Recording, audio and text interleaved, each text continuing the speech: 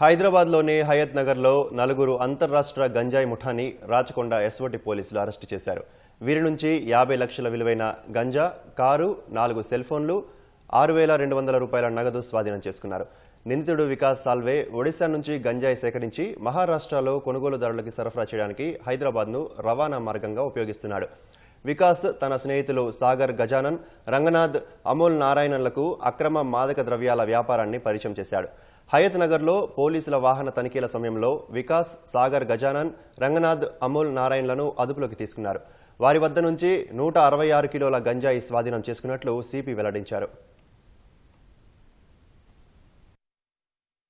ఇందులో మనం 4 అక్యూజ్ ను పట్టుకున్నాం. ఇది మల్కాన్గిరి ఒడిషా నుంచి గాంజాను ట్రాన్స్పోర్ట్ చేస్తూ అది మహారాష్ట్ర లో అమ్మడానికి ప్రయత్నం చేస్తున్నటువంటి గ్యాంగ్ ను పట్టుకున్నాం. వికాస్ సాల్వే A1 ఇంతకుముందు 2022 లో కూడా 900 kgs ఆఫ్ గాంజా ట్రాన్స్పోర్ట్ చేస్తూ అరెస్ట్ అయ్యి దాని తర్వాత అతను కేసు చార్జ్ షీట్ చేసిన తర్వాత అతను అబ్స్కాండింగ్ గా ఉండి అతను NBW ఇష్యూ చేయడం జరిగింది. ఇతని గ్యాంగ్ మెంబర్స్ దగ్గర టోటల్ 166 kgల గాంజాను సీజ్ చేయడంతో పాటు దాన్ని మొత్తం మెటీరియల్ ని కలిపి 65 lakh వర్త్ మెటీరియల్ అంతా మనం సీజ్ చేశాం.